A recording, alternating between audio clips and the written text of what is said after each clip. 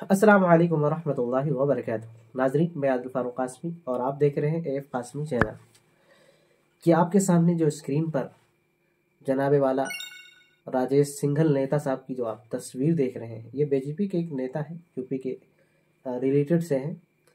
इन्होंने एक ट्वीट किया है जिसमें कहते हैं कि जिस तरीके से राम मंदिर बनाने के लिए बाबरी मस्जिद को खंडित किया गया था, उसको तोड़ा गया था, इसी तरीके से हरिहर नाम का जो मंदिर इन्होंने दावे में पेश किया है, इस मंदिर को बनाने के लिए संभल की जामा मस्जिद को एक एक ईंट तोड़ देंगे। ये इनका एक दावा है। दूसरा दावा ये है कि ये कहते हैं कि हिंदुस्तान के अंदर अल्पसंख्यक कौमें जितनी उनको नहीं रहना चाहिए। इसी तरीके से मसाजिद और मदारिस को मिस्मार कर देना चाहिए, मसाजिद में ताले लग जाने चाहिए। मुसलमानों का यहाँ पे रहना बिल्कुल भी अलाउ नहीं है, और बल्कि खुले लफ्जों में ये कह रहे हैं कि ये देश मुसलमानों का नहीं है। अब आप अंदाजा लगाइए कि ये क्या संकेत देना चाह रही हैं। हिंदू मुस्लिम का क्या ये संकेत दे रहे हैं? देखिए, जितने भी आतंकवादी निकले हैं आज तक भी मदरसों से या फिर मस्जिद से, इसलिए ये मदरसे और मस्जिद दोनों ही तत्काल बंद देश में कर देने चाहिए। गोया कि इनके हिसाब से मसाजिद और मदारिस को मिस्मार कर दिया जाए। मसाजिद और मदारिस का हिंदुस्तान के अंदर ओपन रहना इनके लिए बहुत तकलीफ दह चीज है। अब आइए जरा इतिहास की तरफ चलते हैं, गुजरे हुए इतिहास की तरफ, और हिंदुस्तान की उस तारीख को देखते हैं जिस तारीख में ये हिंदुस्तान खून से आलूद था और हर तरफ आहो बोका की सदाएं थी। जिस वक्त इनके वो बाबा दादा अंग्रेजों की गुलामी में लगे हुए थे, और गोया कि जो आज ये टिप्पणी करने वाले हैं, ये जबान देने वाले हैं, इनके वही बाबा दादा उन्हीं अंग्रेजों की चादरपोशी करने वाले थे।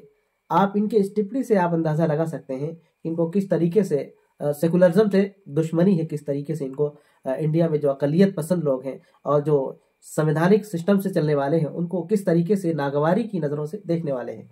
चलिए तो बात करते हैं कि इन्होंने सबसे पहला मुद्दा उठाया कि हिंदुस्तान में जितनी मसाजिद हैं इनको मिस्मार कर दिया जाए।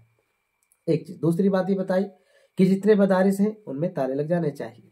अब आइए कि मसाजिद और मदारिस क्या है और हिंदुस्तानी आईने के अंदर इन्होंने क्या रोल अदा किया है, क्या कैरेक्टर अदा किया है, उसको जरा आप 70 से 75 साल पीछे आके समझिए।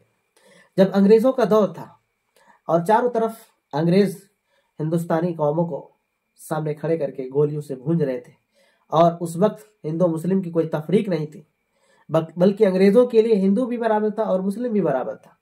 उस वक्त उनकी बंदूक से निकली हुई नाल की गोली हर एक के खून को छलनी कर रही थी। उस वक्त इन्हीं मदारिस ने, इन्हीं मसाजिद ने उनके खिलाफ अलमे जिहाद बुलंद किया, उनके लिए बगावत का ऐलान किया। यही वो मदारिस हैं जिनके नौनिहालों ने अपनी गर्दनें कटा करके, अपने खून को बहा करके इनको आज़ादी दी। जो आज ये कहते हैं कि मुसलमान नहीं रहना चाहिए, मुसलमानों के मदरसे नहीं रहना चाहिए।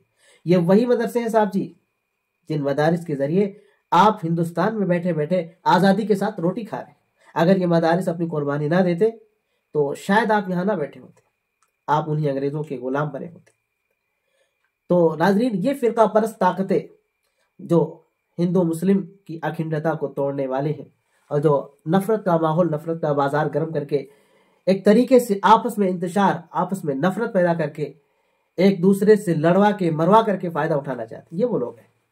उम्मीद करता हूं कि आप हजरात समझ गए होंगे और इनके जो सोच है, इनकी जो विचारधाराएं हैं कितनी खतरनाक हैं। बल्कि यूं कहा जा सकता है कि जो अंग्रेज अपनी विचारधाराएं रखते थे उनसे कहीं ज्यादा इनकी विचारधाराएं खतरनाक है, क्योंकि ये इंसानियत के दुश्मन है, ये सेकुलरिज्म के दुश्मन है, ये कौमी अखंडता के दुश्मन है, ये संविधान के दुश्मन है।